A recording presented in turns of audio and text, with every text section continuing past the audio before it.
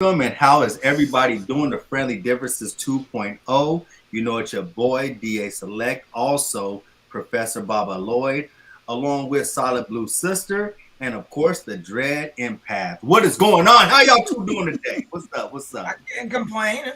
Saw the headboard and not the headstone. I got a good head start. How y'all? I like that. Not the headboard, not the headstone, but a good head You saw start. the headboard and not the headstone. You got a good head I start. love it. I love it. I Since love since since I can't follow up with that, I'm just going to say I'm good. Wow, you could have followed up with something. I'm sure you could have came up with something to say, Oh something to boy. say, something to do. But look, y'all, we have a wonderful show for you today. We're gonna be really centering this on anti-blackness among black people. But guess what? We have to talk about the elephant in the room. Y'all know what that is. They're throwing the hat in the air. You know what I'm saying? We got to talk about the Montgomery Brawl. Some would call it the Black August, the fight for Black August. I mean, there's so many different names. You know, the fight at the riverfront.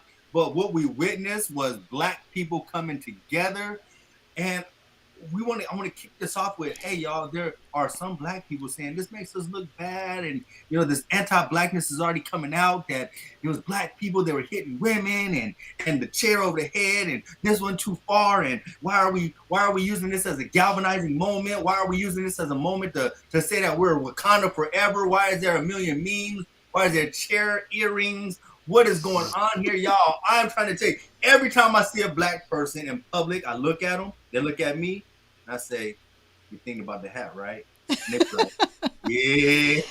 I love it because universally, it has brought us together in ways that people just don't know. Can I can I start off with that? Of I'm just course. going to let I'm going to go. Okay, so when I was thinking about this, because I was thinking about this last night, and I had a conversation. A friend of mine called me from Ohio, and she said, "I got to talk to you because I'm pissed." And she went through a whole litany of things that have been going on. And when I got off the phone, I this is something I was really thinking about. I'm thinking about what happened with the brawl, and I'm thinking about I never say his last name right. Colin Kaepernick. Kaepernick, right? Okay. Kaepernick. So, and I think that, yes, we came together for this black man who was getting a beat down. And he probably would have been seriously hurt had the brothers and the sisters not jumped in to help him. But I think that we as a people were not there for Colin when he needed us the most.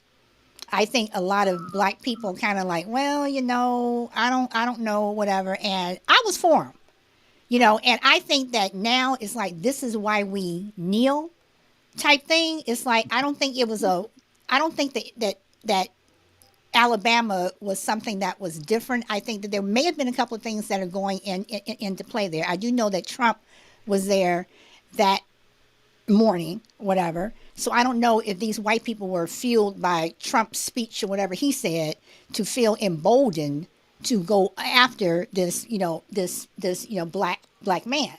But what my girlfriend and I were talking about last night, it was like, why this particular time? When and we do hear, well, black people, you shouldn't have done that. It's like, why are we always told to step back? Why are we always told to, I forgive you. You come into our church and you kill us, but I forgive you. Why didn't we have the chair in Tulsa? Why wasn't the chair there with Emmett Till? Why wasn't the chair there when we were slaves? So Real quick, but before you go further, I think because the story of Tulsa is not told, there was a chair there. It was just there was more of them than us. In fact, Tulsa got started because black people were protecting young black men. That's when the gunshot went off. If you watch the story, if these men wouldn't have been protecting him, they would have came and just grabbed him out, and they were trying to lynch him. But there were black men who was protecting the young black man who was being accused of just falling on this white lady in the elevator. A lot of times people don't tell the fighting back story of Tulsa. And I think a lot of times in a lot of these situations, we're not telling how we fought back. And so with Tulsa, we did fight back. And should I say, and in different ways we have to fight back. I can tell you this in the story of Emmett Till, when you talk about revolt, resistance, and revolution, we fight it totally different since the days of slavery. In fact, I'm actually writing a paper for my admissions into college about revolt and revolution and how we fight it different. I would say if you go back to the Emmett Till trial, it was a monumental thing for Mo Wright for Wright to go up there and testify and point them out who they were. Although Oh, the oh, jury, yes, yeah, yes, I'm saying our yes, resistance was seen in a yes. lot of these situations. But as far as like coming together, like you said, why didn't we grab the hatchets and the mallets like Nat Turner and stuff like that? Why didn't we do all that? I think and I told you, I think Montgomery was just the recipe for the right things. I'm sorry, I know Dredd hasn't even got to speak about it, and I know you weren't even finished. Go ahead, Drat. Mm. Uh oh, she putting the glasses on. Let's go. Man, So, first of all, let's start off by saying to the black people who say we look bad, we shouldn't have done this, we shouldn't have done that, as disrespectfully as I can say, fuck you. Straight like that. Because at what point do we stop praising the Lord and then passing the ammunition? Because nobody has played fair with us since we've been on this land. Nobody. And hmm, like I said, we had the Tulsas, we had the Rosewood massacres. We got a whole lake in Georgia, Lake Lanier. Every time somebody goes in there, it's a problem. Why won't they drain it? Because it's a whole black town under there. And hmm, I love the people who talk about if the roles were reversed. What are you talking about? The roles have been reversed. that's The right. roles the roles reversed in our favor. It's being called the Montgomery Brawl. I wish that it had happened on a Friday, just so we would have another meme. Fuck around and find out Friday. That's right. But I honestly think that black people fighting back is truly ingrained in anti-blackness. Oh yeah, And that's what it is. Black people fighting back is ingrained in anti-blackness because we're supposed to be docile, passive. We're supposed to take a licking and keep on ticking. But the right. minute That's we our boss. exactly, but y'all remember that thing. It's cool when they do it, but it's a problem when I do it. Problem with it. Fuck them. Right. And so now that we fought back, just the notion that it was wrong is anti-black. The notion that black people coming together. Think about it. Lerone Bennett Jr. says in Unifying the Unifiers in the Challenge of Blackness, he says he said our enemy's greatest weapon is our disunity. Think about it. Oh, absolutely. Our enemy's greatest weapon is our disunity. So anti-blackness is in our unity because it is not, black people aren't supposed to be unified. We're supposed to be at each other. We're not supposed to be All the taking, time. what I'm saying? We're not supposed, so that is anti-black sentiment that black people can't get along, that black people can't have a barbecue without guns being shot. That's anti-blackness. That's all rooted in anti-blackness. And so the minute you see black people have a galvanizing moment, and you have people talking about, well, why are people getting happy about this situation? Why are black people happy that black people all came together and took it out on some white people's ass who deserved it? Right? They're not even talking about how these people didn't deserve it. But when we do it, they Right. say black people coming together is not good, and that is all rooted in anti-blackness. Well, let me ask this because because another thing that my girlfriend said last night, she says, we know that some white people have been on social media pushing back, but she says, why do you not hear more? She says, is this the calm before the storm? Is more coming? Like, why are they not saying anything? And I said to her, I said, I think a lot of it has to do with the fact that they started it. They were wrong. They started it. They know that they started it. And we ended it. And the only thing they can come up with is you hitting this woman over the head with a chair.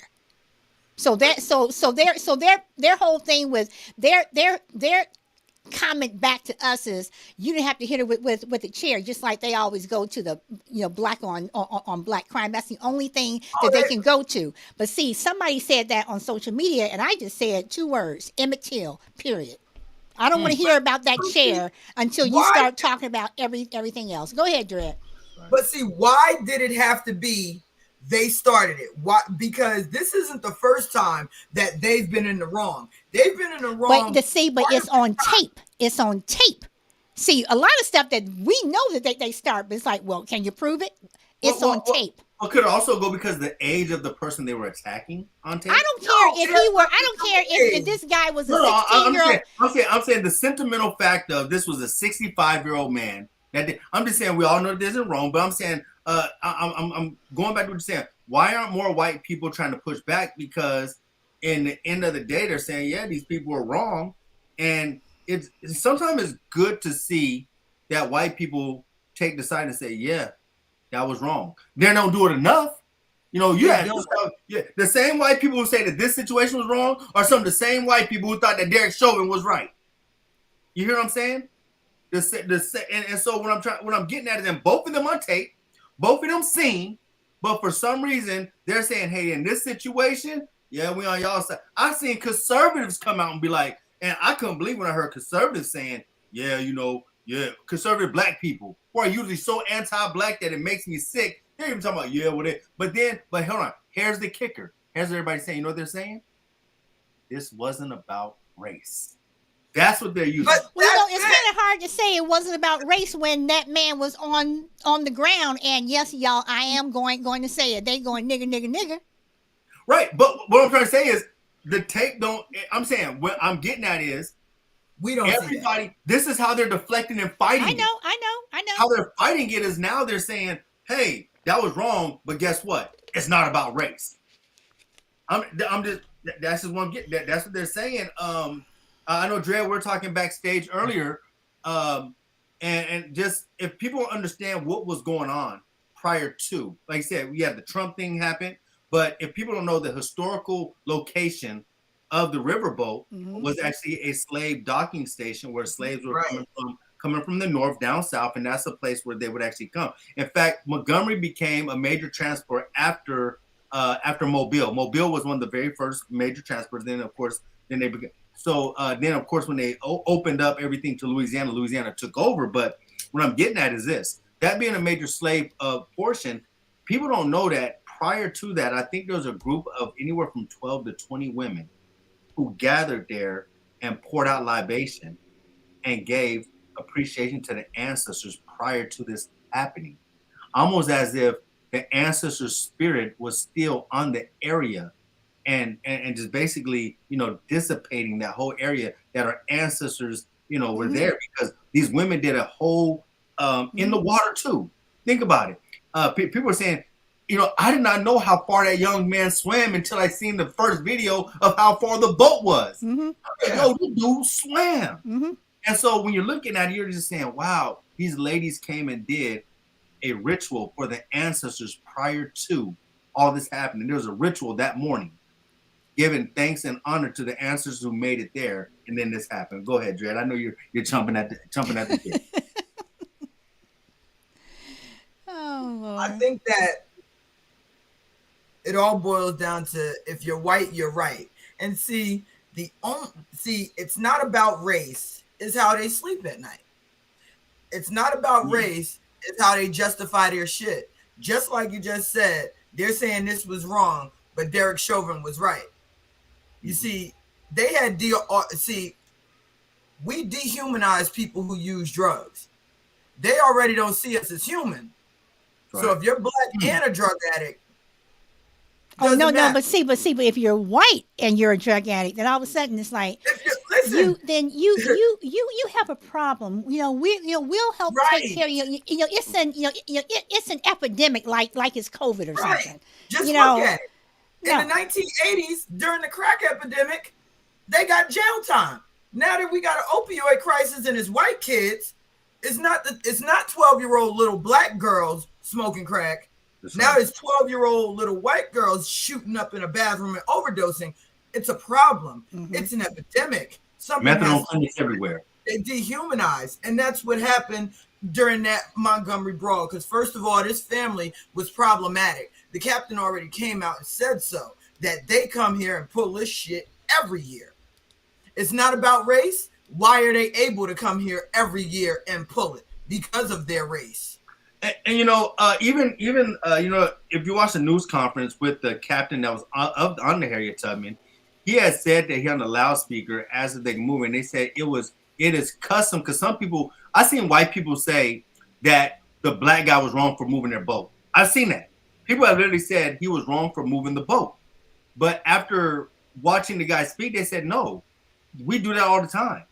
That's Yeah, it. That is something that they do. Moving a boat. They're not stealing the boat. They're moving it down so the guy could come. So that was a common practice. So here you are. White people are getting mad at a common practice that happens at the dock, moving a boat down some feet so the boat could come in.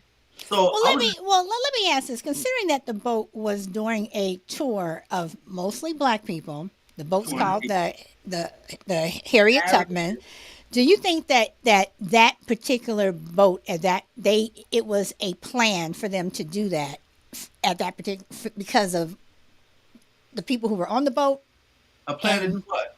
to purposely dock their boat there, knowing that that a tour full of black people are about to come and dock. Do you think they're that? just problematic. The captain Mm. already Okay, said, like, okay. same family is problematic every year. They come there, they get drunk, they act like assholes. But like I just said, for the people who say it's not about race, why are they able to come there every year and act like that? They knew they had the complexion for the protection. I mean, not just the Trump thing being there, but Jason Aldean's tried out in a small town also it was going crazy at the time. I mean, you got so many different things that are happening in this hotbed of racism. What's going on in Florida? I mean, I know y'all seen some of the cartoon animations I of this have. history that they have been putting out in Florida. Yeah, yeah, Just yeah, yeah. you got the craziest things going on, and so I think, and I really think I like what you said earlier. Is there a calm before the storm? Do I really think because even days after, there's a video circulating of a young black child, and I call him a child because he's a child to us, a young Yep. black child in his teens going out to take the trash out, and the police putting him in handcuffs. I saw that. I mean, so when you talk about anti-blackness, it's also for some reason, I got this book talking about the condemnation, basically condemnation of black people in America, and what is really about is how they already age our children. He spit the description. This is a child, but for some reason, a black child like Tamir Rice, for some reason, looks like he's 35. I don't get it. They're like, yo, this is a child taking out the trash, and all of a sudden he now fits a description of a 30 to 40-year-old black man. But see, and this is and see, this is where I think that the anti-black people like your Tim Scotts, your Candace Owens, Owens, whatever, Clandis.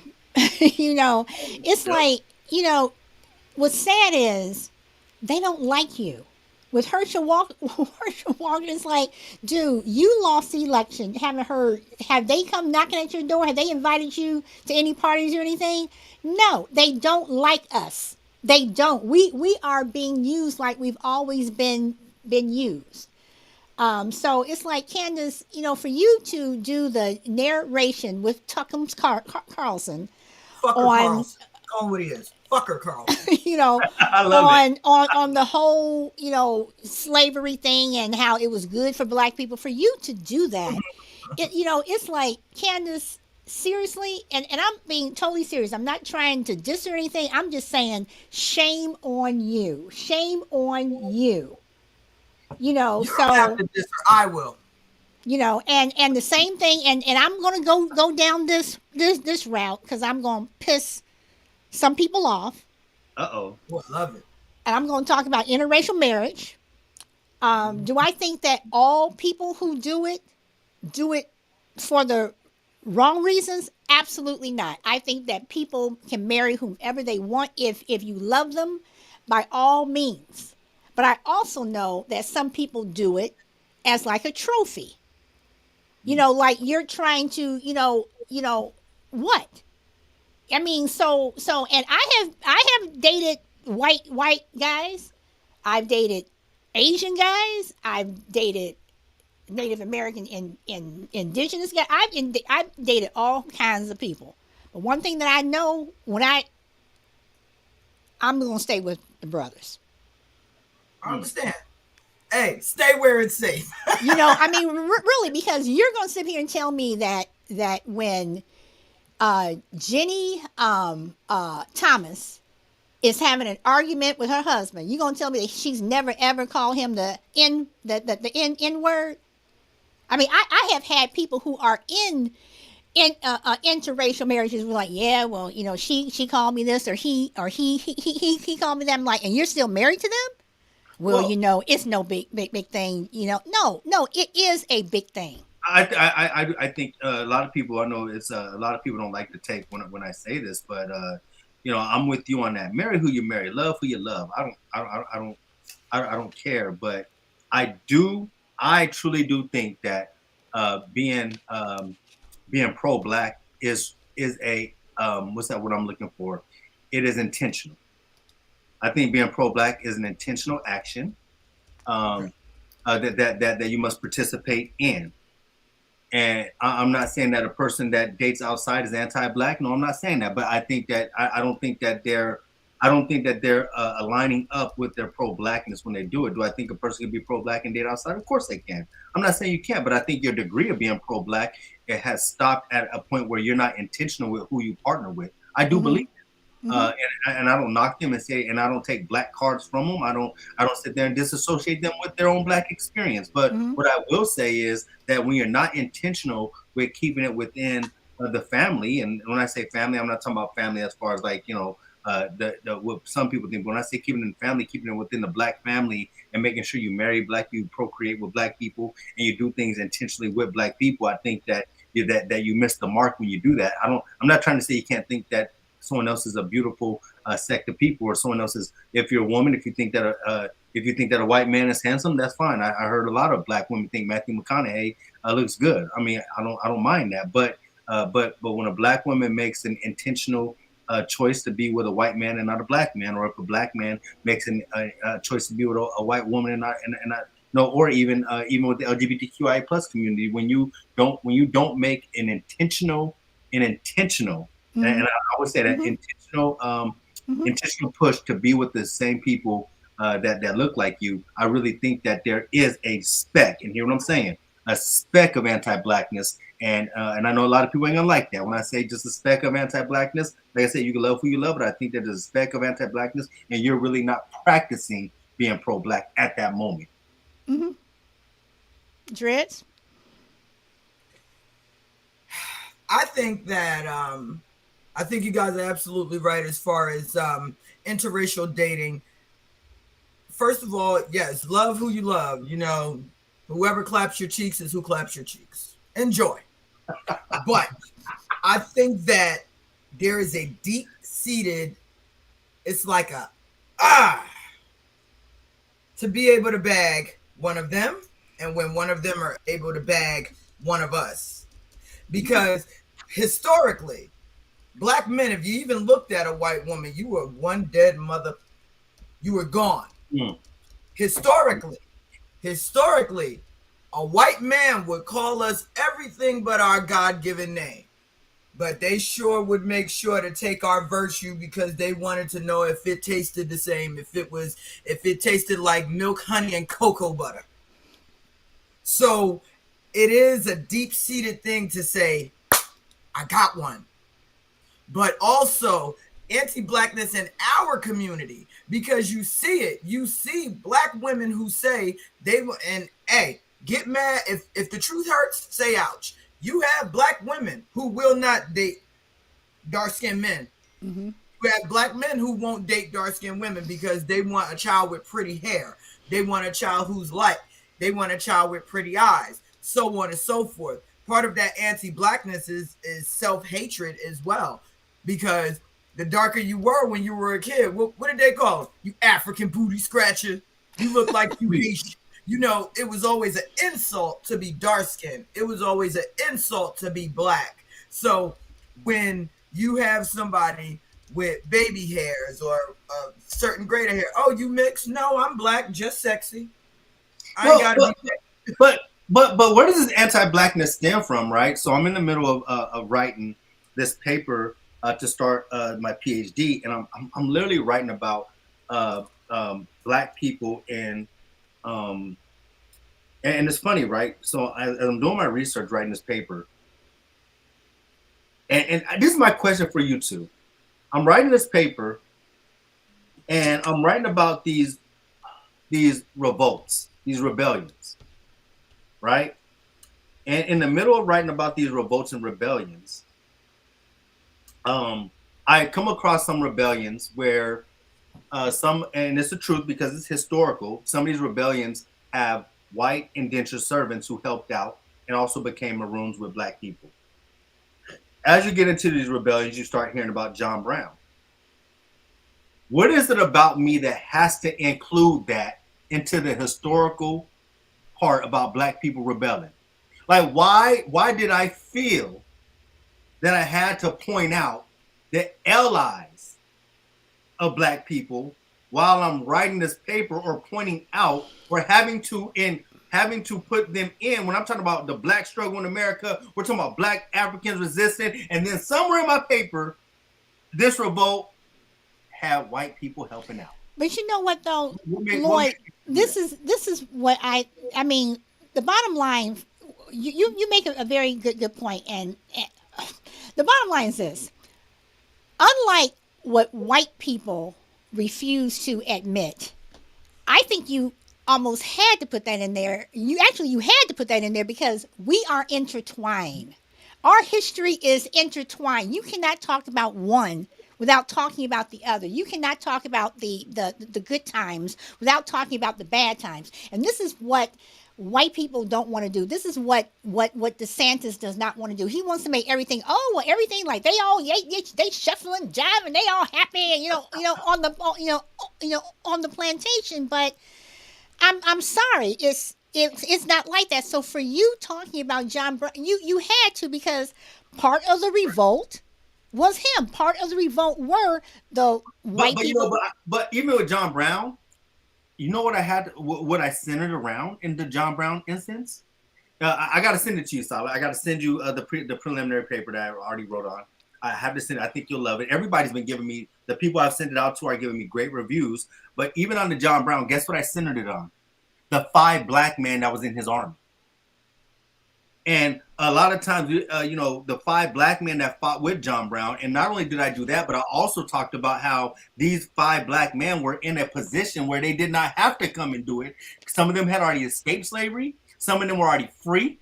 Because you don't hear, and even in one of the book I was reading, it was saying that a lot of free people outside of the Underground Railroad, a lot of free black people did not help participate in insurrections because they're afraid of their own life. Outside of Denmark VC, a lot of free black people was not putting their own freedom on the line. And that's why, and I say that about anti-blackness, when you see these superstars who are making a lot of money, not helping out the black community, that's what they're doing. They are part of the people who've already made it, who don't want to go back in and help establish anything in the black community. And so I was talking to a friend on the phone today. I say, the black community only lives in social media because everybody's not out here making black community in the real world. The black community is now becoming idea. You know what I'm saying? The black community has now become an idea because it's only practiced in sex. And the only time people are not happy with the black community, and hear what I'm saying when I say this, they always say, "Oh, black is not a monolith." Well, guess what? Black people break up when another black person has a different thought about it because they want them to be a monolith. And that's what gets me upset. Black, we're not a monolith. But guess what? If Solid, if you or myself and Dread have a disagreement, I got to accept her way and she has to accept mine. But then if we get mad at each other and want to part ways, guess what we're doing? We want each other to be a monolith. You got to think like me and I got to think like you. If not, we're not a community. And that's what breaks us up. I I'm just agree. saying. Well, okay, so with these athletes, I was gonna get there. I was gonna get there. Why do you think, not all, but some, marry white women? Do you think that's intentional, as you were talking about before? I mean, is it that they're this prize? Because I noticed that when they do that, they're like get divorced. These women take half, take all, whatever. Look at Tiger Woods. Whatever. Um, We're not using him as an example. He didn't like black people anyway. We could try another someone. well, I mean, but either way, Tiger was black, and his. But I'm just saying, it's like why do you have this need? Especially when black women are the most educated, and if there are black men out there who feel that black women are y'all just militant and y'all this, y'all that, you got to remember. And Lloyd, we read the same book, Mhm. Sisters of In the the struggle. struggle. You know, um, black women have been fighting for you from day one, since even before we came over on the boat. Black women have been bearing your burden. So so the athletes that want to sit up here, and again, I'm gonna come off like this Let's bring a bigoted, pro black one in. you Here's know. a very staunch pro black man who always talks about the issue. Everybody snaps their fingers when he talks about it, but he doesn't date within it. He's not anti-black women, and I'm gonna say that right now. He gets with this. I'm not saying he's anti-black women, but he tends to date not inside of his race, and that's Shannon Sharp. Look at Dred. Go ahead, Dred. Go ahead, because I know you have a Look at Dred. comment. Look at Dred. Go Look at ahead, go ahead, Dred. But I feel like this. You can't erase your blackness. Hold on. Yeah, nah, can't erase it. Sammy Sosa did.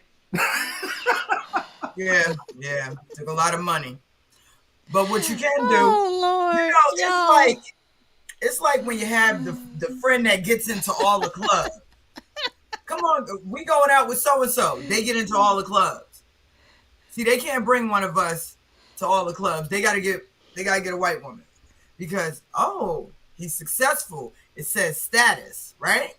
Mm. And then part of the anti-blackness narrative that has been pushed is that black women are gold diggers, black women are loud, black women are combative. So they see white women as sweet and soft and docile. She's seen, she's not heard. She's gonna smile. She's gonna sit down and shut up. Black woman gonna tell you, I don't care how much money you have, you talk to me like that again, and we gonna get with it on Channel 7. Love it. Okay? I mean, everybody can't handle all this blackness. Could you imagine me with a weak ass man?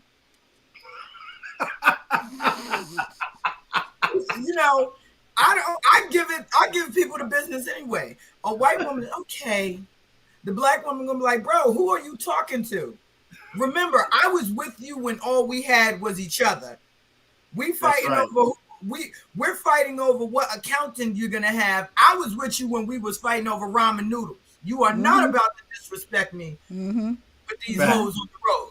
And you bring up Tiger Woods. Let me ask you all a question. Do you think that he would have been cheating with 18 women with a black woman? Like this, if he tried, she would have left him. Yeah, but a black woman would have known. But see, here's the thing about Elon. Them white women, they're gonna let you do what you supposed to. They're gonna let you do what you want to do as long as you pay them bills. I don't know had he would have, because going out of town, going to charity events, flying all these different places, it's hard to pinpoint and say what he would have done and what he wouldn't have done. Who he is married to, I don't know. I think I think money status puts you in a different situation. I think money status puts you in a different game. But I do want to bring up this though, right? Someone brought this up to me. I was in high school when someone told me this, and I just want to hear what do y'all think about this. Hear what they told me. They said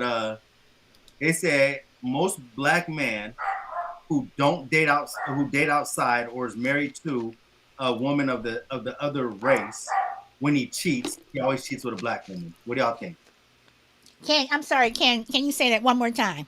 Again, if a black man is with a white woman and he cheats, he always cheats with a black woman. What do y'all think about that? He gonna go home. No, someone told me that. Someone said, just look at it. And I was just like, is that true? Oh yeah, a black man who's not with a black woman, when they cheat with their black woman. I'm just like, Who is that? Who? I'm sorry. Whose Ain't dog mine. is that? that's lucky. Can you I'm like? gonna say Is this. there a door you can? I'm gonna I'm say this sorry. about why that man ends up cheating with a black woman. All jokes aside, this is real.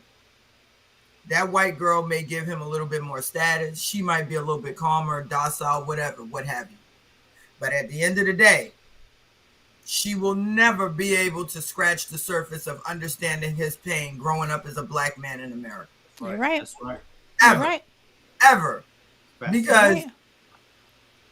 a white woman can, y'all know I'm part of the rainbow people. I'm a rainbow child. The ABC Mafia. Can a white woman understand what it's like for me driving around at 3 a.m.? Can a white woman understand what it's like for me to be followed around a store? Can a white woman understand the pain I feel when I turn on the news and I see the Tamir Rices, the Sandra Blands, the Trayvon Martins, the Mike Browns, the list goes on and on. Can she understand? If I have a black son and she has a white son, she doesn't understand the fear of when your child doesn't answer the phone. And see, that's part of anti-blackness as well. When we have black people who tell us that we're being dramatic, that we're being extra. No, you're just not paying attention, or you are too busy sucking the red, white, and blue teat and getting some money to understand that we are still in a struggle and we are still in a war. So a white woman You who know what though, never understand that. Madrid. Okay, let me ask you then. Do you think that Candace and Tim Scott's, I'm not even gonna say I'm not Clarence. He's not even part. He's not even part of the. He's not even part Uncle of the Ruckus crew. Whatever. and West, But do you? and But West do you think that and I mean, being serious, do you think that Clarence?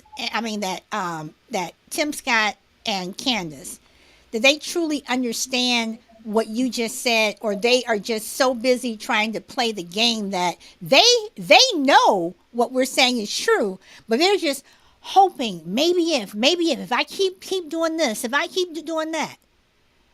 they want to be on the winning team.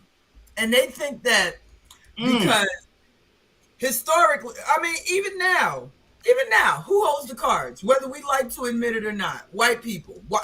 Racism and white supremacy could end today. White people hold the cards to end racism. Kundis Owens, Uncle Ruckus, Clarence, Tim Scott, all of them. They want to be on the winning team, but that's just it. The But fact that Alabama happened shows that they're the winning team. Solid. Do you remember one of the first conversations you and I had? You said, "Where do you see us in about 5 to 10 years?" And I said, "It's going to get worse." You said, "I don't think so." Because more white people are seeing the light. More white people are saying, "You know what? I'm sick of this shit." But you know what though? But that's only ones at the we same see. time though, but I do believe that it's going to get better, because I do believe that if we have more Alabamas, if we have more of us coming out there, I mean, I don't know, because see, sometimes I look back Oh, I got it. at the whole slavery thing, and I'm like, we almost had 1 billion black people in the South who were enslaved, But have you and guys ever it's heard of have you ever heard of this new term that's coming out called last place anxiety? I haven't heard that. Right. So I got this book. I'm trying to find it, but it's talking about last place anxiety, and and what you see now is black people are so tired of being in last place. Now they want to call themselves indigenous. They want to sit there and say that I am indigenous to America. All these new different things, because they're trying to disassociate themselves from blackness. And I think when you talk about your Candace Owens and you talk about your Clarence Thomas, you talk about your Tim Scotts, then what they have is last place anxiety. that they just don't want to be part of, because we've been at the bottom for so long. I mean, of course, we're not last place when we talk about our culture and our heritage and everything else, but I'm talking about in every society where Black people are, you see them at the bottom. Now, I love what Africa's doing in unifying Africa. You know, the unification of Africa, finding 190 million gold deposit, and told France, you got to get the hell up out of here. When France tried to lay claim, yeah, you got to get up out of here. Unifying Africa, but the thing is, do I think it's going to get worse? Oh yeah, I think a whole lot of things are going to get worse. In fact, well, what we're going to see is when the Supreme Court come back in and actually rule on the all of affirmative action. At that point, what I'm saying going to get worse is people that's on the end crew are going to start making sure that only the end crew could get into these universities. These end crews going to get a part of the bigger piece of the pie. You're going to literally see a drop. And hear what I'm saying? A drop in Black people getting executive and management positions. All right, because they've already kicked out all these diversity inclusion positions in all these jobs. They're getting them up out of there. So now when they say that we don't need no type of affirmative action, you're going to see more management being done by hear what I'm saying? Substandard white people will get jobs without having any type of education or degree. And they're going to find a way to now sit there and think about it. Pretty soon, we love the Crown Act, but pretty soon they're gonna reverse the Crown Act. But you know what though? I just want to read, because I have posted this before, and the reason people think it's important to be white is they think it's important not to be Black, and that's by one of my favorite people, James Baldwin. You know, but at the same time, you know, this reversal of affirmative action, which white women are really going to feel. You know, even though affirmative action was supposedly there, we were still getting screwed. So it doesn't matter. I mean, we're so used to getting screwed. And yes, I understand what you're saying, that it is going to get worse. But when I say it is going to get better, I truly believe that, you know, things are just going to keep happening where white people are going to keep taking the fuck around and find out pill. That's right. And that's where I'm like, it's like y'all gonna have to come at some crossroads where it's either gonna have to get better or it's gonna have to get worse. Because if it gets worse, it's gonna get worse for you. Y'all been taking away stuff from Black people for years. We know. I mean, when the Supreme Court when they come back from wherever they are, you know, they're whatever, and they come back and they strike down this is stuff that we already know. We already know that is going to happen. Roe versus Wade, we already knew. We knew this stuff was going to happen. So when I say that you know things are going to get better, I think it's going to get better, but it's going to get worse for them on the road to getting better, if that makes sense. I'm telling you, the only person it's going to get worse for is those disenfranchised white people who they've convinced that we're taking their jobs. Right, exactly. Them, but and we talk about, I trust me, they're already trying to find ways to protect the white women. Well, you know what? Then you need to find out a way, because I do not believe that affirmative action is going to affect white women the way. You know what? They need to find out a way fast, because that chair over the head of that woman in that red dress. I'm being very serious. These Karens out here who feel that they're so emboldened that they're going to just slap you and what have you. Yeah. Y'all keep doing it, and these white women are going to be getting these beat downs because they think that they can just go around slapping people and doing this, and y'all going to not only get the chair, you're going to get the fish, you're going to get all this. Just keep it up. Just keep it up. There was affirmative action, equal opportunity. And Miss Pretty Eyes, Miss Pretty Eyes is laughing, but I'm telling the truth. Hey, I'm telling y'all. Keep it real up. Quick. What's y'all? I'm gonna tell you, my favorite meme on that whole thing is that chair with the do-rag and the pant and the shoes. And he's talking about, someone just picked me up and we started delivering out charity. Have a seat. I said, have a seat. Motherfucker, have a fucking seat. Man, when I seen that dog on a little chair saying that, and then he said, and if my cousin was there, and then a little rolling chair come up, he said, I lost it. But see, that right there, nothing brings Black people together faster than laughing at shit. We will make anything a joke anything a meme, remix anything, because we just have that swag. We can make anything funny. And that's a part of Blackness that I love, that Yes. we keep them beating, they keep beating, we keep coming back. I say that Black people, first of all, we are the most copied, imitated Facts. species on earth, bar none. They hate us because they ain't us. Facts. Imitate it. Never do. You can't do. You can imitate it. You can't Never duplicate. duplicate it. Okay, Right. y'all, I just want to share these. I'm gonna share them one after the other. They are very, very, very short, less than 10 seconds. Okay. So let Oh, me if share they share be, this one first. Stop! Stop, bro. You're gonna get fucked up. I'm telling you, bro. Hey, hold on. Stop! Stop, bro. You're gonna get fucked up. I'm telling you, bro. Hey, hold on. Stop! Okay, so hold on.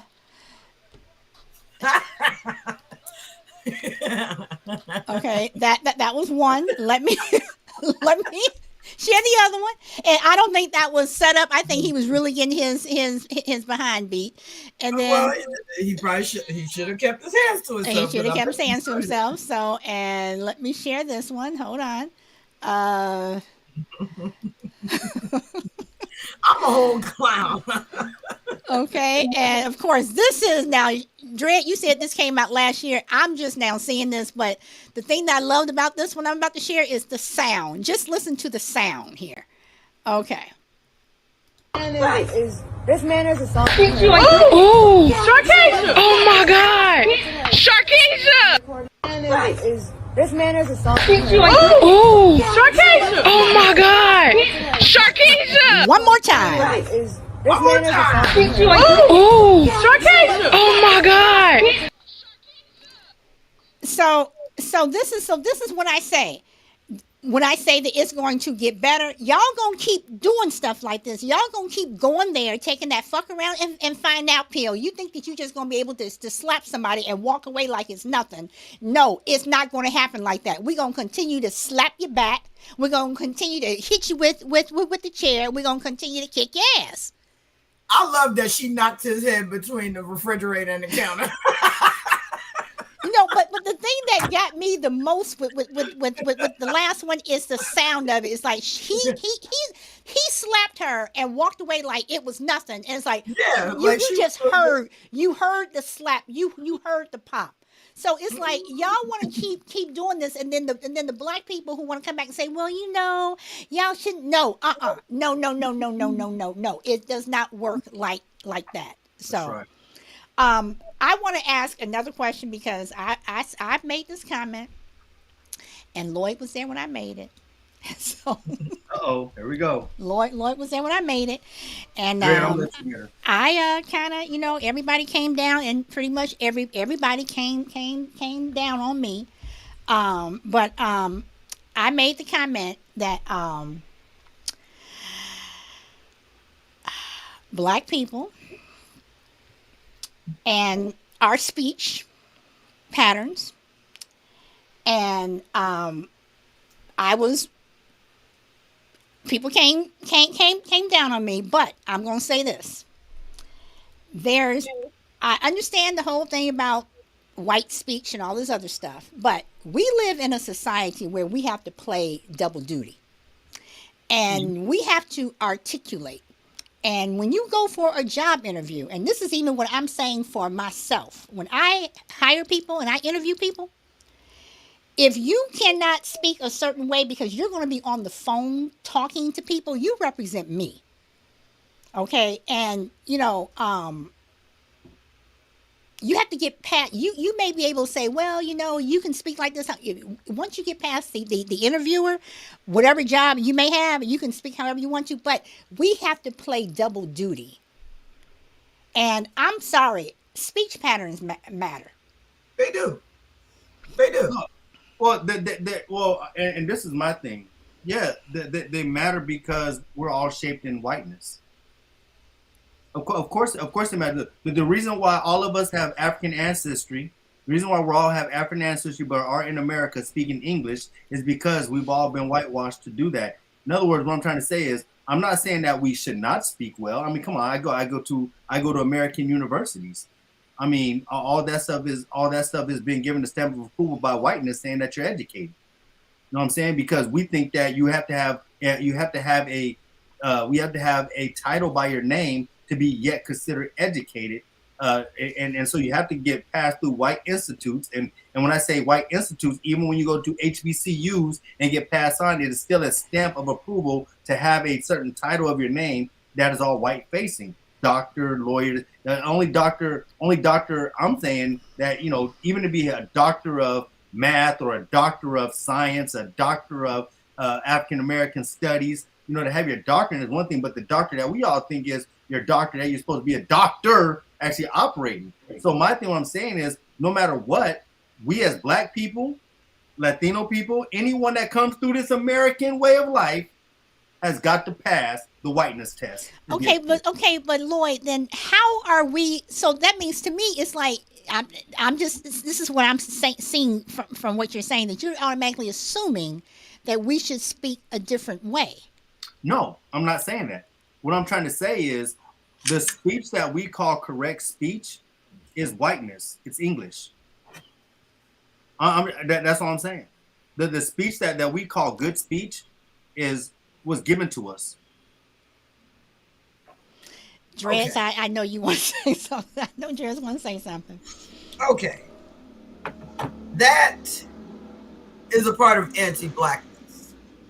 You saying that we have to pass the white way of speaking. No, you should speak clearly. You should speak concise. You should speak English, right? accurately. English. English.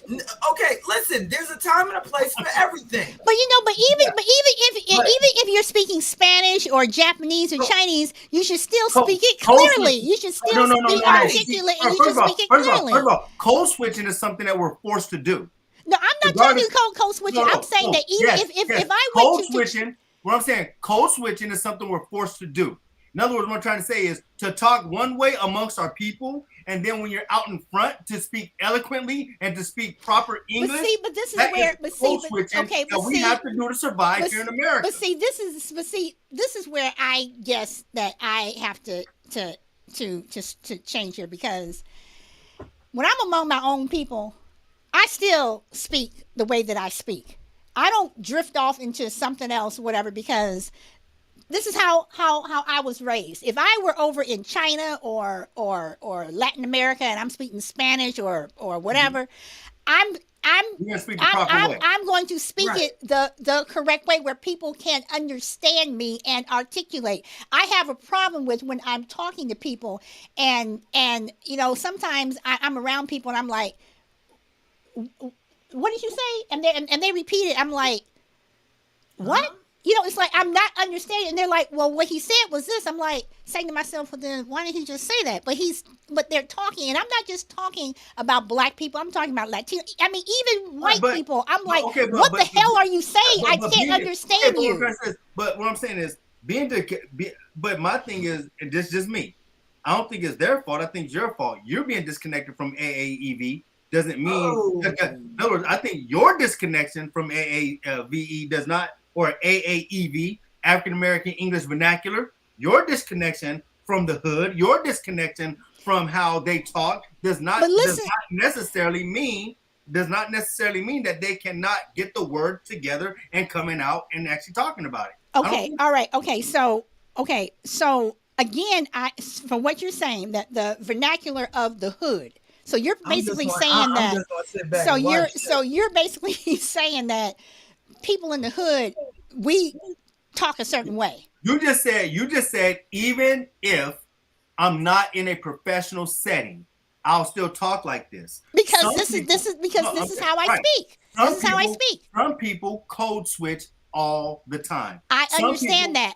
Some people live in the hood, jump on a bus and go all the way to the inner city and have to be a clerk. And have to be a different person. I understand that. I understand that, but I'm saying hold on. I'm saying there's some people who live a life where they are in an impoverished area, living in an impoverished place. But guess what? They have to take care of their family. So to go be that receptionist, they have to put their hair a certain way. They got to jump on that bus, maybe jump on 2 buses, leave extra early, make sure they leave a little bit of money for their kids to eat. They do that. They get downtown. They're wearing some stuff that they probably got at a bargain place because that's all they could afford. But they make it swing. They make it look. That's a great thing about black women or even black people. They will put that stuff on. They will get in front of there. They will talk on the phone and do what they got to do, and then they'll come right back to the hood and say, I'm not talking about.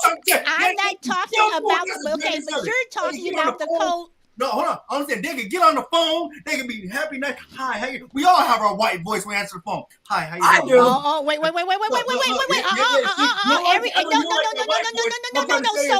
Okay, listen to what you just said. We all have our white voice. So yes. So wait, Lloyd. White voice on me. Lloyd. So are you saying? So are you saying that I talk white? Are you saying that I talk white? Listen. Don't get white voice. I talk white? Listen, solid. Don't get white voice mixed up with speaking proper. I'm not getting white voice. Okay. You're the one who said the white voice. When I say white voice, okay. You said white voice. Hold on. You said white voice. Hold on, real quick. White voice. When I say white voice, I got what he's saying, and I got Solid. I got what you're saying, and Lloyd, I got what you're saying. Go for it. Now, Solid and I had this conversation. I am very proper. I speak this way all the time. I do. But I know when I go home, when I go to my hood, I'm not, hello. I'm like, yo, what's good, motherfucker? When I go to work, I'm like, well, we have to make sure that this is inspected and this is signed off and this is taken care of, so on and so forth. However, I understand what Solid is saying, that even in our setting, some people act like they've never understood how to speak correctly. But hear me out.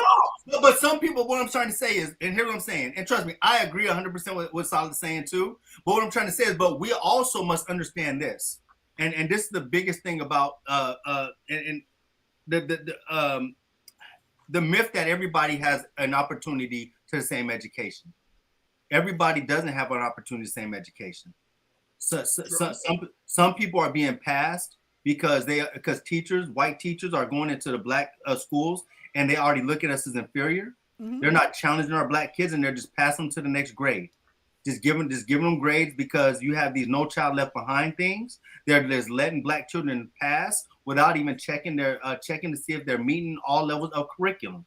So what happens is you get a person who is raised in what we call, quote unquote, the urban society of the hood or the ghetto. But this is where you keep talking about black people. I'm talking about even if it's white people, even if it's Latino. Okay, fine. Whatever. There are people in the hood, whether they be black, white, Latino, wherever. What I'm trying to say is they do not have the same access to education as everybody in the world.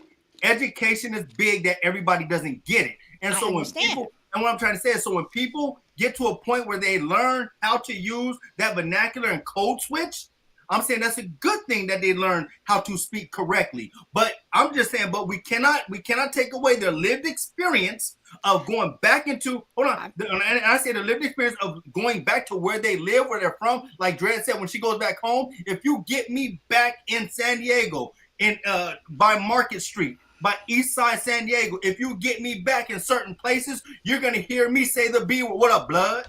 Nah, blood. I'm just saying that is the way that it comes out when you get you around those people. But I'm not even talking. Okay. Hold on. let me get something clear. Let's get something clear. I'm not talking about going and saying, hey, dude, hey, blood, what's up? I'm not. I'm not talking about that. I'm talking about not speaking where you can understand the person. I'm not talking about talking slang, whatever. I'm just talking about that when people have a word that comes out, you're like, what? Okay, put it like this. Yeah, give me a word that you say. About salmon. Thank you. I was about to say that. They say salmon and some people say salmon. Okay, it is not salmon. It's not okay, salmon. for anybody watching, the L is It's silent. silent. It is salmon. Yeah, I just said salmon. Please, Google Okay. is free. Hold on. Are we really getting down to the word salmon or salmon?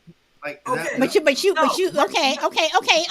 No, What I about this like one? this. And Lloyd, we have, are we really getting to the pronunciation of a word that if I came and said, man, I love me some salmon, y'all gonna look at me and be like, it's But salmon. I'm Okay, just it's salmon. okay, But if I okay, said, okay. are we Wait. really Okay, getting, you know what the hell I'm talking about? I'm talking about that damn fish Lloyd, that swims upriver. Y'all You have know the people Lloyd. that will argue you down. Wait.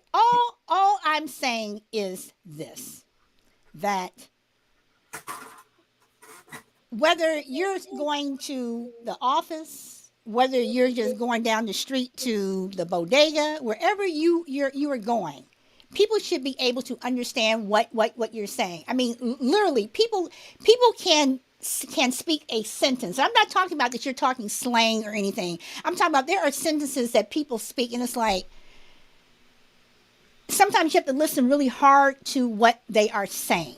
And we're not So, talking about dialect. We're not talking about dialect. We're talking about the words that they're saying. I'm Not saying the dialect. I'm not a talking heavy- about the Right. the dialect. If you have an accent or anything like that, I'm just saying speaking the words. Now, I may have an issue with this because I was brought up with a teacher. I was brought up with every time I said something, my mother would say, "What did you say?"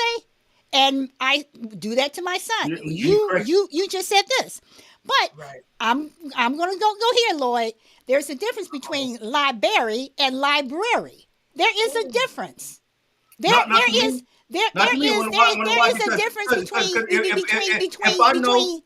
If I know the person talking about the place where the books are, and they come to me and they say, "I'm going to the library," or "I'm going to the library," if to me, I know both.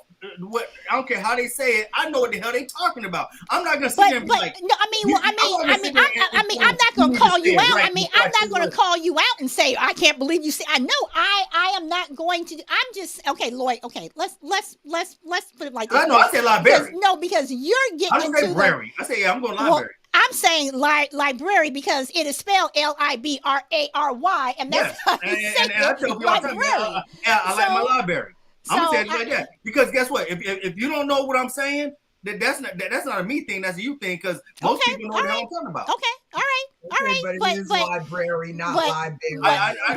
No, but the thing is, I know a person that says spoon instead of spoon. I know a person. I'm sorry. Okay. Now you just said something. They say what? Spoon? I'm saying I know a lot of people who say spoon and not spoon. I know a spoon. We all know a spoon. I'm saying there's a lot of people who actually have they say a lot of different things everywhere they go. Universally, a lot of people say things different. Some people still get, is it pecan or pecan? Some people still get it wrong. Okay, Lloyd. If I know what they're talking about, that's not fair. That is dishonest. No. That's fine. But library and library, it's not spelled BERRY. I'm going to the library. If you spell it correctly, it's fine. Okay, Lloyd. Okay. About 10 years ago, I went to rent an office, and for 2 weeks, I'm on the phone with the manager. And I had been to the place twice, but I had never met her. I always met the assistant, who is now my assistant. Okay, and when I finally went in with my deposit check and I'm picking up the keys, she comes out and she goes, "Oh," and I looked at her and I said, What's wrong? She goes, "Oh, I thought you were," and then she stopped and I looked at her. What? I said, she said, "Oh, I thought you were," and then she stopped and I looked at her. I said, "White?" And her face turns red and she goes, "Oh, well, yeah, because, well, yeah." I said, "Because what, are we supposed to speak a certain way?" And I've had black people tell me that, "Oh, I thought you were." I said, "Why?" I said, "Do I speak white?" I mean, what is speaking white? I don't think there's such thing as speaking white. I think when I say put on your white voice, I'm saying we put on a voice because all right, let's play this. If you call me on my phone right now, all right, hello, I'm speaking proper. Oh, what's going on? How you doing today? Same thing. But when I'm at work, TVC, thank you for talking to Mr. Kirkendall.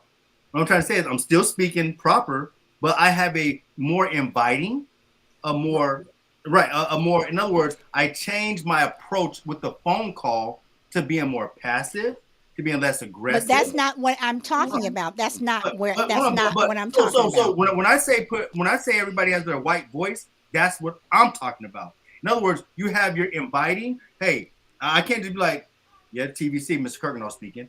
Think about it. You just heard what I said. TVC, Mr. Kirkendall speaking. That I said everything correctly, but it's totally different from. You sound like Debo. Right, but it's still correctly. Right. So you have to change how you do it. I understand what you're saying. I understand that you have to code switch. I understand that.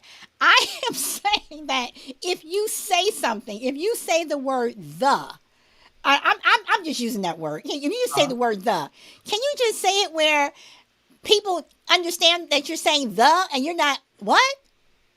Who says the? What?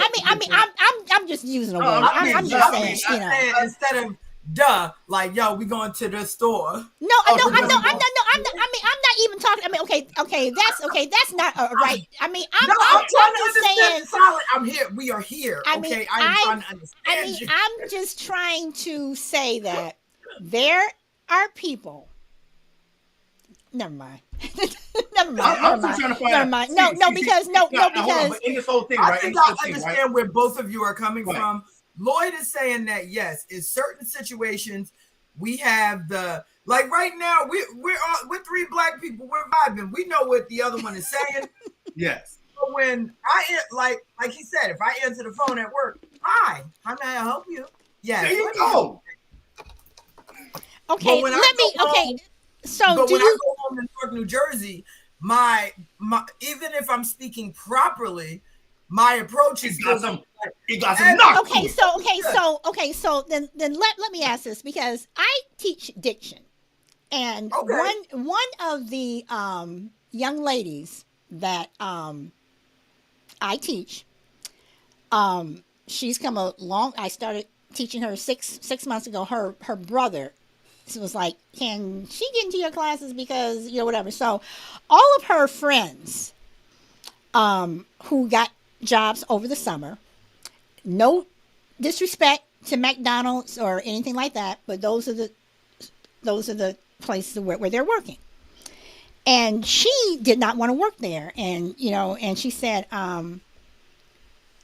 don't want to work there. I want to be an attorney. But she did not say it like that when I first met her. She was, you know, her speech patterns were all over. I said, I can help you get to where you want to be, but you're going to have to stop doing this and you have to start doing this. So her friends were making fun of her, whatever. Oh, you're doing this, whatever. She works at a very nice black law office, where they are on the level of Johnny Cochran. She is a receptionist, and her friends, and she's making more than minimum wage, and her friends are like, "Oh, you got that job?" And but I mean, because I even spoke to some of her friends who even came to one of my classes, whatever, and this one who was applying for the McDonald's job, they didn't get it.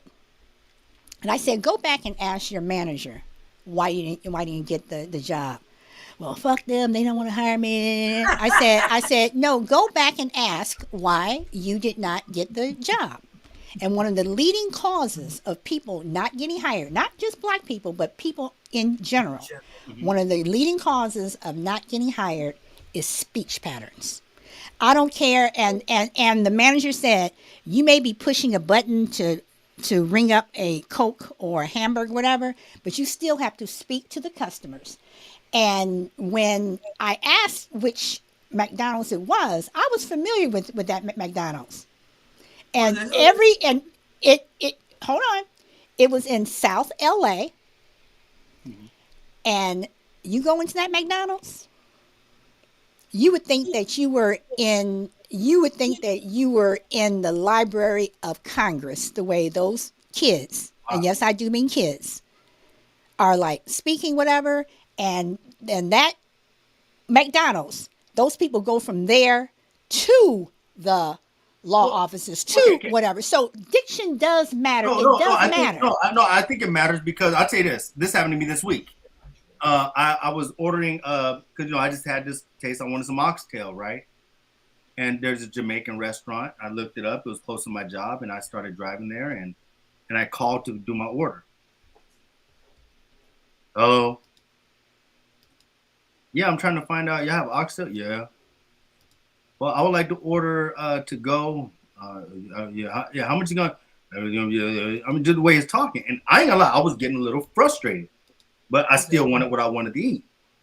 And even when I got there, the person did not know how to engage with you as a customer. That's what I'm talking about. Right? No. What I'm trying to say is, but all that, but none of that has to do with anti-blackness, unless you're trying to say that, what if a black person's speaking well and you say that, oh, you speaking very well, isn't that? It's anti-black to think that black people cannot speak well, right? Yes, it is. It is. But my thing is, and it frustrated me, and I got the food, and I literally said to myself, if he's at the front of that restaurant, I'm not coming back, because I ain't gonna lie, he almost took my entire appetite away,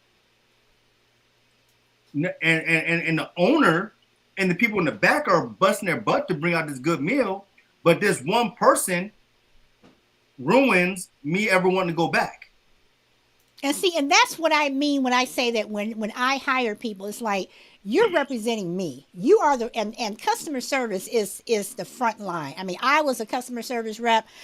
You is the front line. That's the first thing that people hear when they call your place.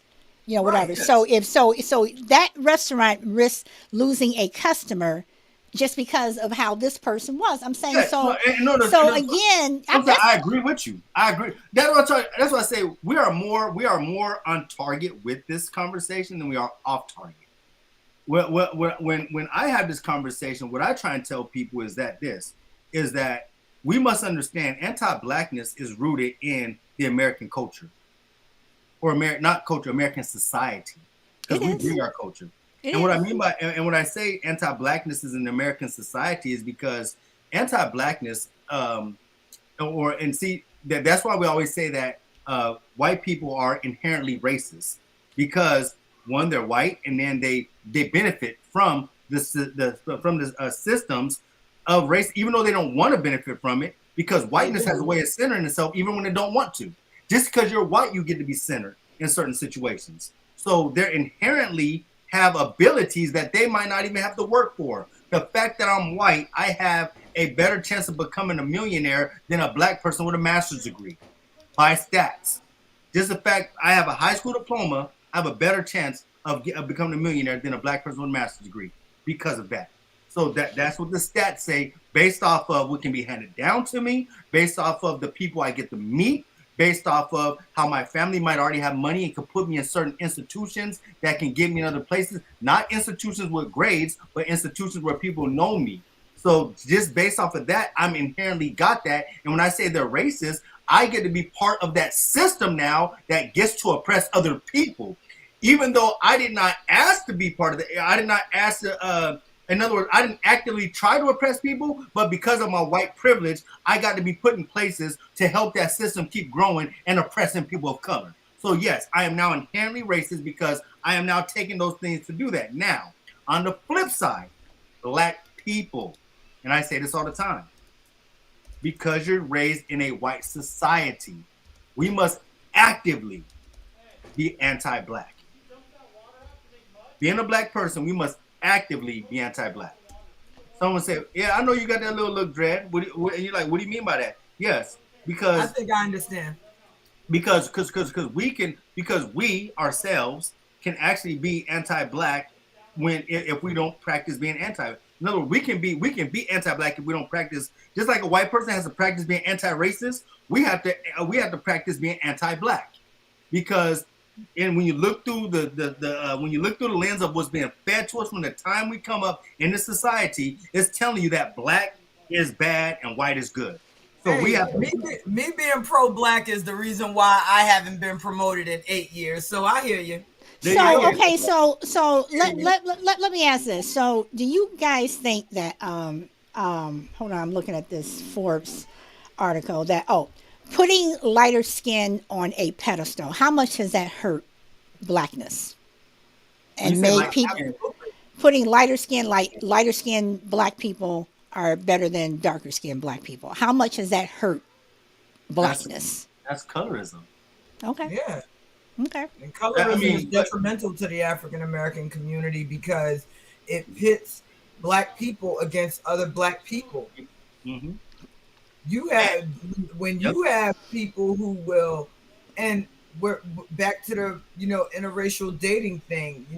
Just to get personal, me myself, I'm trying to conceive, so I have the option of choosing whether or not to go with a black donor, a white donor, a Hispanic donor. But you have people who opt to go with a white donor or a Hispanic donor so their kid's skin is lighter, so their hair is nicer, because it has been shown to us that, okay, if you're going to be black, you have to be the more attractive black. You have Mm, to have the baby hair. Look at the Creole woman, the Creole women back in yeah. Louisiana that had the red hair, the very fair skin, the pretty eyes, all of it.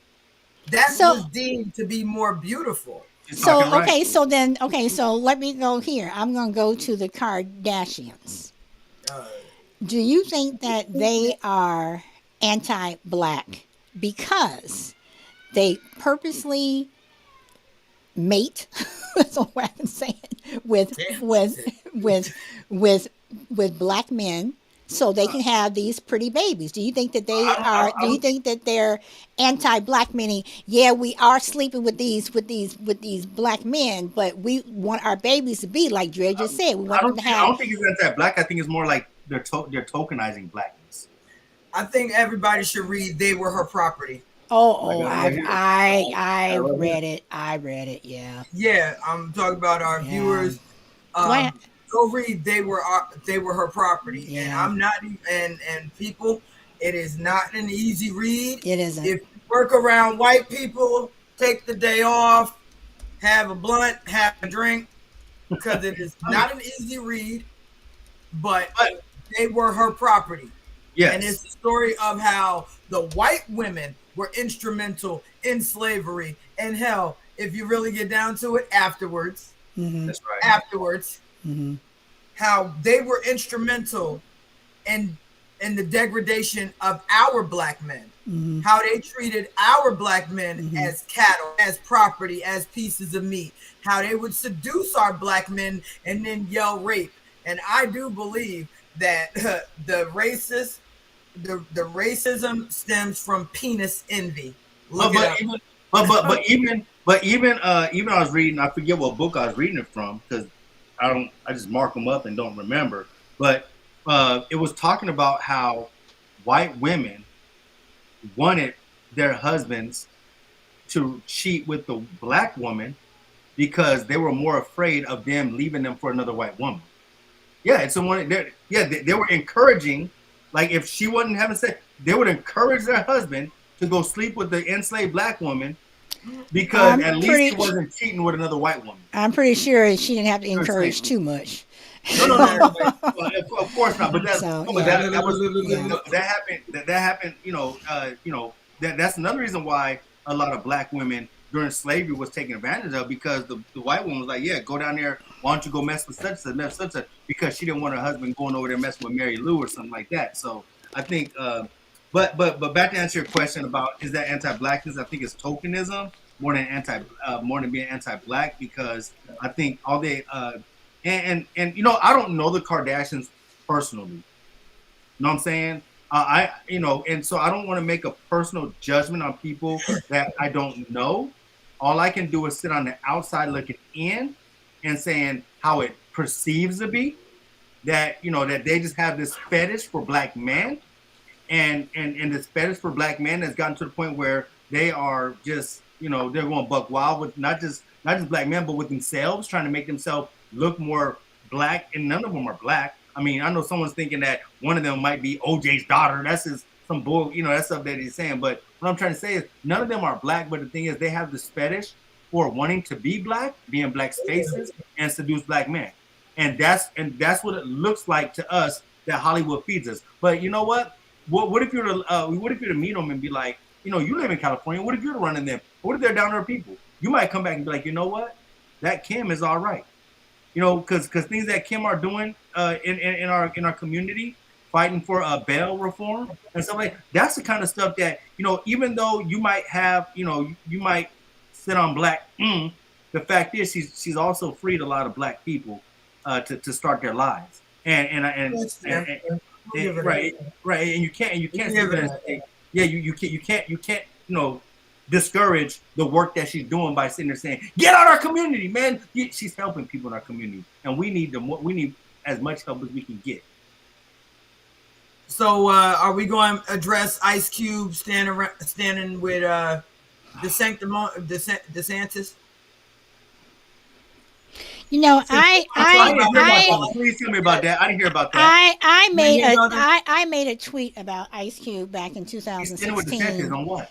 And I got my account suspended for 2 weeks. My tweet that I did on Ice Cube back in 2016. But go ahead and tell the story. Basically, Ice Cube is. See, when I see certain things, I don't need to read. I don't need to even see it, because with the damage that Ron DeSantis has done and continues to do. What the fuck you doing over there? What you posing with him for? What are you trying to do? Convince him not to treat the migrant workers like shit?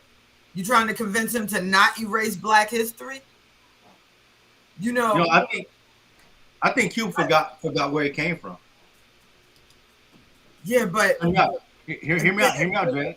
Hear me out, Dre. You ever heard this? I never had dinner with the president.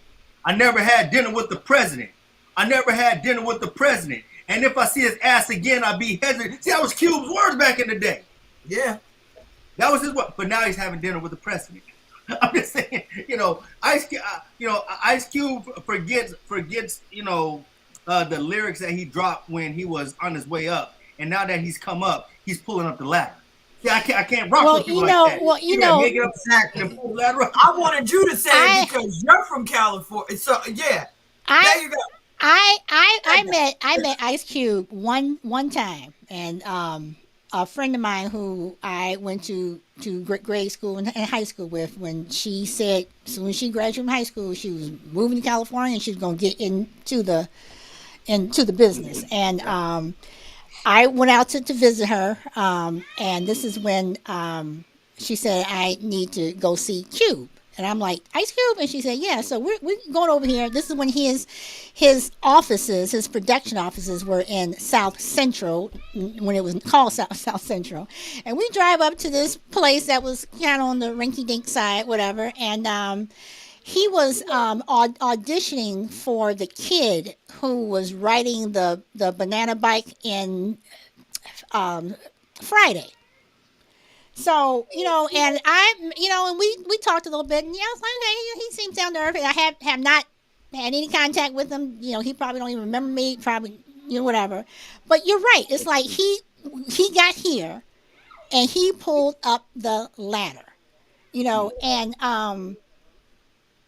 I just shake my head, because again, I'm like, I go back to these athletes and everything. It's like, you guys will only endorse people and their products who are able to pay you $40 million.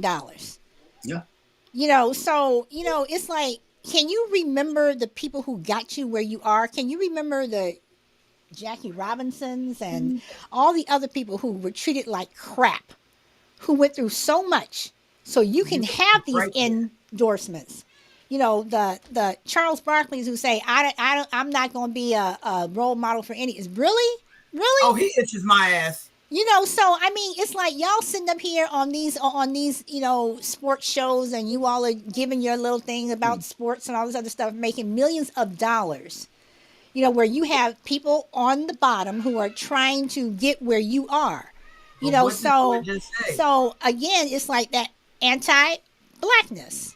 Right. You have to be anti-black. They have, once they get up there. Remember what I said last week. Remember what I said. White people, right here. Black people who have made it. You're never going to be here with them. That's You're right. going to be right here, right?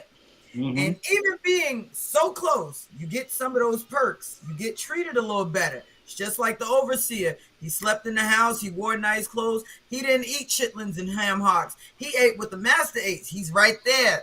But he had to, but those black people that's down here, what did he say? They had to look down.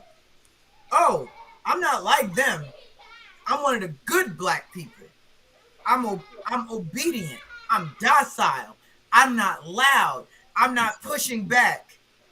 That's how they used their blackness to be anti-black, to look down on other black people. That's well, right. I pulled myself up out of my bootstrap. I did this. I did that. I got out. Why can't they? And There's the dog whistles. I mean, there is, and growing up, and even now, people throw that anti-blackness to me. They say, well, you act like this, you act like this. But I had parents who supported the Black Panthers, Mm-hmm. had Black Panthers in our house. I had my mother was when Jesse Jackson was Operation Breadbasket before he was the Rainbow Coalition. I'll really be dating myself if I told you who I met, whatever, and have photos with, But I'm just saying that I understand. And I have seen some things, and I have even done some things where I can't, I would never repeat, in terms of in the name of being black, whatever. Well, I But tell you, if you really want to check out, there's two books, right? And these two books, when you talk about anti-blackness, I'm telling you, and you talk about in the black community, check out the book. It's called Stigma and Culture: Last Place Anxiety in Black America. This book right here, Stigma and Culture: Last Place Anxiety in Black America. And the second one is actually called basically the psychics of blackness. The psychics of blackness. So when you talk about the basically, one actually really talks about blackness and how blackness is not a monolith, but then this other one talks about last place anxiety, how black people are starting to try and claw their way into basically claw their way out of blackness, and basically trying to distance themselves from the culture of blackness because they think that they can actually get in to white America or the middle class. And then once they get there, huh? But they can. Yeah. Oh yeah. I mean, yeah. All you gotta do is distance yourself from blackness and those and people who are pro-black and who are like, I'm black, blackity black, and it's part of the there grip. you have. It's part of the grip. Think about it. If I became a conservative right now, I could grift my way all the way up. Oh, listen, I become a conservative. I would be their wet dream, okay? Because I'm younger than Candace Owens. So they'd be like, a black woman under 40 who sells our bullshit, and she has dreadlocks, and she's part of the LGBTQIA. Give that woman $1 million. It's part of the grift. I'll tell you, Roland Martin told a story. He said, he said, man, one of these conservatives came to me talking about Roland. There's so much money over here. He said, man, and Roland, you can make some money. Roland Martin tells a story. He says, they literally tell you, he said, man, I'm not gonna expose, but they told me, Roland, you white people throwing money at us. And he telling Roland Martin, man, they throwing money. We could do this, Roland. We could go on the air, and man, I'm telling you, man, we could do this. So so do I really think that who's that sports guy, the big dude? What's his name? Jason Whitlock, I mean. When we get people like Jason Whitlock, you get and I ain't gonna lie to you. I dragged him once. Right, and also I ain't gonna lie to you. And if he's listening, if he ever does listen, I don't give a damn. Same with you, Marcellus Wiley from Compton, California. Yeah, Marcellus Wiley, you be putting on your tap dancing shoes too. You and your anti-black. Oh Lord, Lord. See, I'm mad. The way them boys got there and dragged Sha'Carri Richardson. No, you're right. You're right. The way he drug Sha'Carri Richardson and all this other stuff. Sha'Carri, yeah, you know what? And don't come back over here talking about she's doing it, she's back. No, Marcellus Wiley, hush your mouth, Fox News, damn Fox News anchor. Yeah, you call it last place anxiety. I call it shucking and jiving syndrome. They're going to the University of Coonology. Okay, right. They're going to Coon University with a major in Coonology and a major in shucking and jiving. And on the weekends they pander. Okay. Yeah, and it's just, but it's all part of the grip. But the biggest thing is, but they might be grifting, but as early as 1710. Virginia put what they call manumissions, that if you are an enslaved person and you tell on other slaves who are talking about a insurrection, or talking about a revolt, that they would actually become free. See, a lot of these ones are trying to get free by basically distancing themselves from black people, black revolutionaries, and that's their card and getting away out. It's called meritorious manumissions, and they're trying to take these manumissions as a way of their own emancipation out of blackness. See now, emancipation out of blackness is totally different from being emancipated. They're just trying to be emancipated out of blackness. I'm trying to be that acceptable Negro. I'm trying to be the one that they're not afraid of. The one that they'll let be on their shows, the one that they'll talk to on the phone, the ones that they will throw some money to. The ones that they're gonna sit there and say, see, he speaks your language and ours, and if y'all just listen to him, you can make it too. So basically, they're just sellouts. Well, I tell you, Neely Fuller. I think Neely Fuller called the best thing. You know what he calls it? He said avoid shadowboxing. And I said, what's that? He said shadowboxing is when white people put a black person up to fight against us. What they're doing is shadow boxing. They're using that black person to fight their battles, and that black person agrees to be the shadow boxer for them. And so when you see all these black conservatives, what they did, they agreed. Whether they said, hey, I'll go fight the black community for you, whether or not, but they already have a deal to be the shadow boxer for the white community. Ooh. Sellouts. Yes, I got marinate. No, but they are sellouts.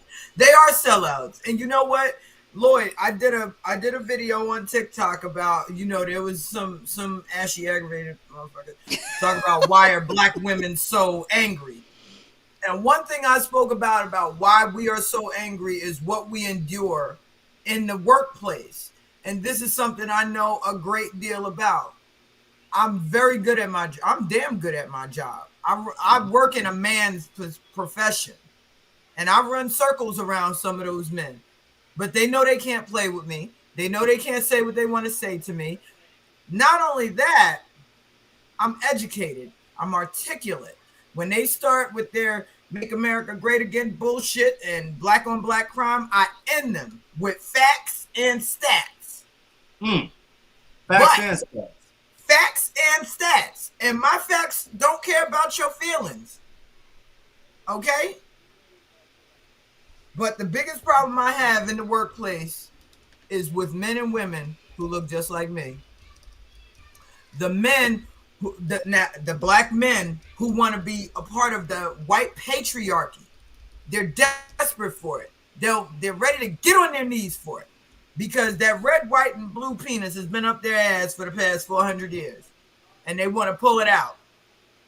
So they will put their black and brown foot on the neck of a black woman. That's anti-blackness.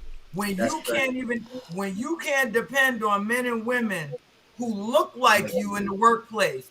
Women, I detest working for black women. Because no one has treated me worse in the world. See, I expect that from white people. That's right. But when it's a woman that looks like me, you give her that much position over me, that much money. You can give a black woman a 50-cent raise in the workplace, and she will treat another black woman like she's gum on the bottom of her shoes. I have to disagree with that because I don't treat people like that. Well, when see, there you go, anecdotal. No, some of the anecdotal stuff. So what we're talking about is No, I know. I know. I got deep on that. Like, I'm sorry. we have been on here for a while. Sorry.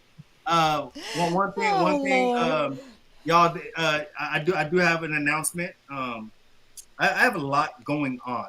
If y'all don't know, I'm starting to start my PhD, which that's starting my PhD here soon.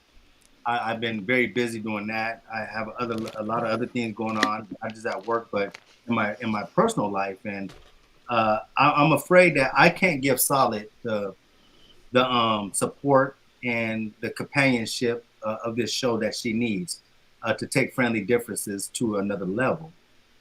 But I think there's someone that can take this show to a totally different level based off of the impact that they bring, their perspective, their rugged rawness, and that's going to be Miss Empath or Dread Empath. Y'all, Dread Empath has come on the show 3 times, and she is showed out. And so what I'm saying, this is not my departure from the plane. I'm just going to go to the back cabin of the plane. As the plane is in the air, I will come up and give a break every now and then and fly some of the plane. So this is not goodbye. This is really just see you later.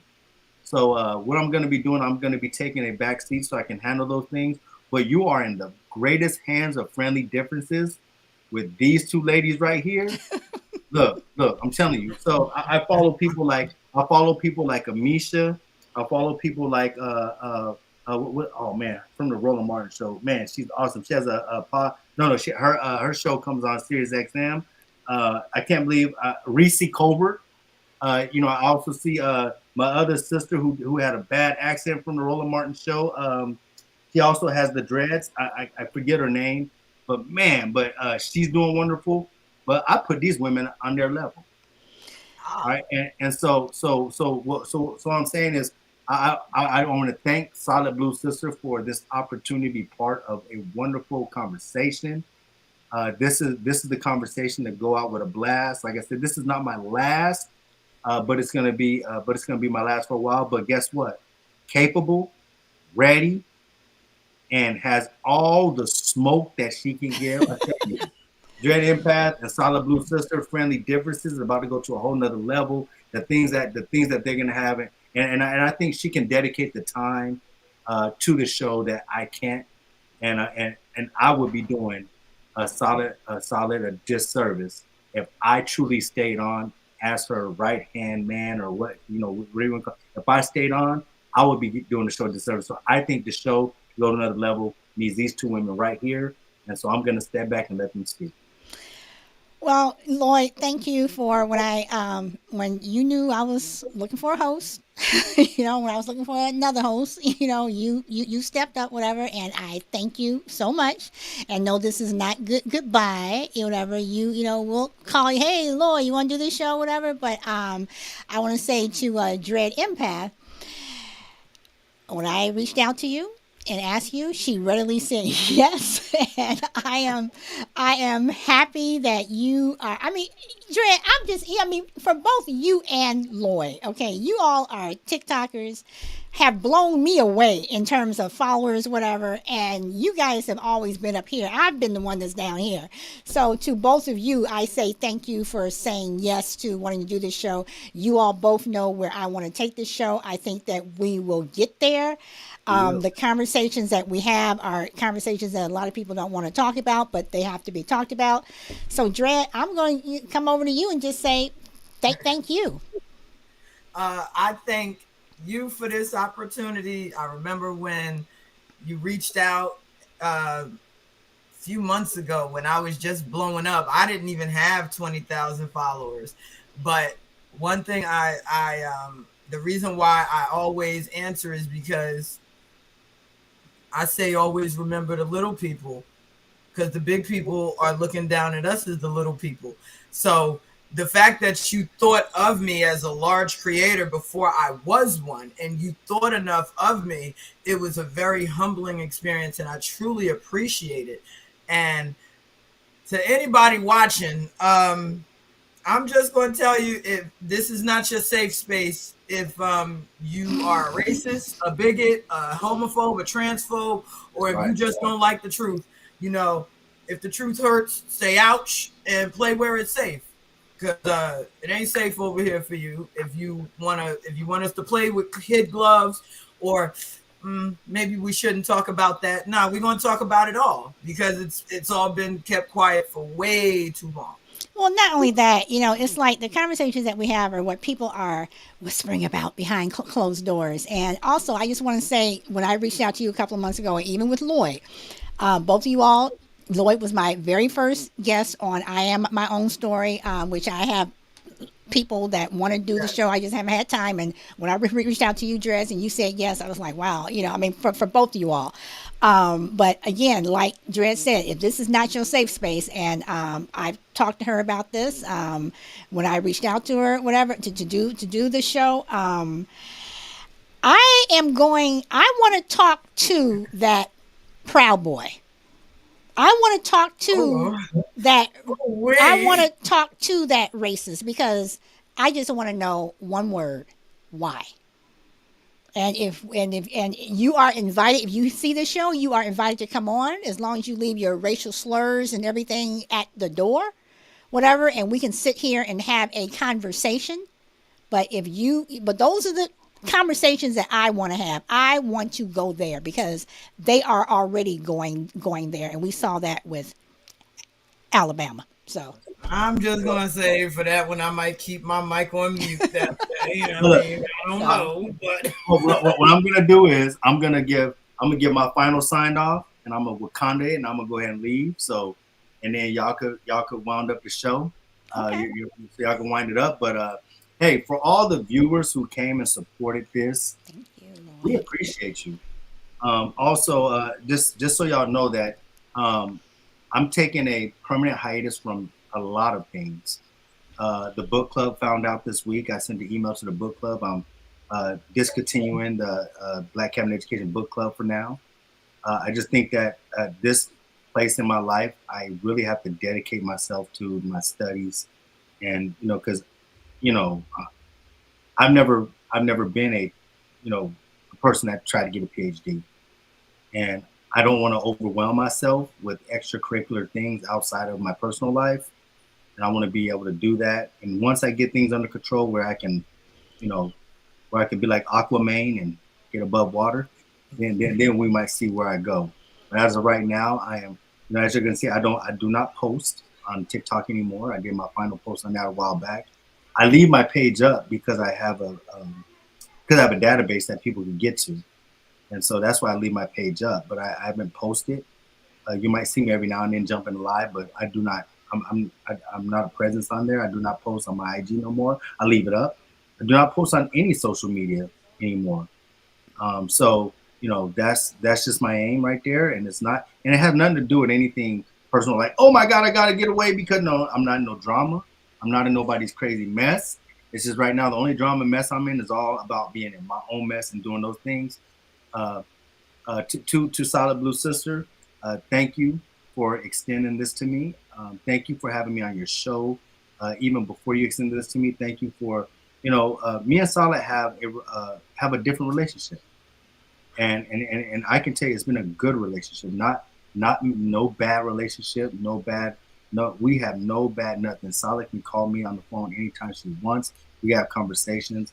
That's my sister, not just a Solid Blue sister, but she's also Professor Baba Lloyd's sister.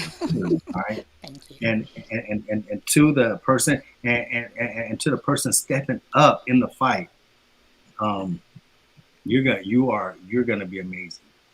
You're going to you're going to be amazing. I can't wait. I stay subscribed So when it comes on, I can watch it. If I'm not busy, I'll be in the comment section. I'll be watching you all. Even from here, I'll be watching you. And uh, man, just best of luck to the both of you in this. I can't wait to see where Friendly Differences go. This was a wonderful show. It was a wonderful show, and whenever you guys want to have me back, I'll be here. But right now, you two sisters, Black Strong Sisters, Chicago and New Jersey in the house. New Jersey, correct? Jersey. Yes. Correct? Yeah. Yep. Chicago and Jersey in the house. Y'all just don't know you got the best of both worlds because, because not just Chicago, but also, hey, don't y'all know Solid Blue is like international? She all the way in California now. Look, y'all. So once again, please support these two wonderful Black sisters. Like I said, best of luck to everything, all your endeavors, the businesses that you have, and also conceiving. Best of luck with that. I can't wait to hear the good news on all that information. And like I said to everyone listening, thank you all for the congratulations. Thank you all for following. I got to go. I'm signing out. Wakanda forever. Throw your hat in the air when you need it. And that's just how it's going to be. Y'all be good. Cheers up. And I'll see y'all later. Bye, Lloyd. How about y'all? Bye. Okay, so everyone, as you know now, the show is now going to be me and Dread Empath. So we will be here every week, as opposed to every 2 weeks. Our we will have a guest next week. TikTok's Kimberly Michael. So Dread, you have anything you want to say before we do our official sign off? Thank you for this opportunity. We're all gonna say a prayer for Lloyd, to the universe, to the ancestors, to God, whoever you believe in, that this brother gets that doctorate. He will. He's a strong Black brother. He's a good will. Black brother. He's an educated brother, and we need more brothers like him. So please send good vibes and good vibrations out to him. I want to thank Solid for welcoming me very much so, and I'm going to bring the noise, because I wouldn't be Dread Empath if I didn't. Well, and that's, and we talked about it, and this show, for people who don't know, and Lloyd and I have talked about this, and Dread and I have talked about this. I want to take this show to the next level. I mean, and when I say to the next level, I'm talking about it's going to be everywhere, and I know that we can get We there. can do it. But I know we went long, everyone. We usually stop around the 1:15 mark or so, but we had a lot to talk about today. I knew this was going to be Lloyd's last show. I knew that this was going to be the show that we were going to introduce Dread as the next co-host with me. So I hope everyone who is watching, that you guys can come back. But thank you all. Thank you all. So until next week, I'm still going to say peace. Hats up. Bye, everyone.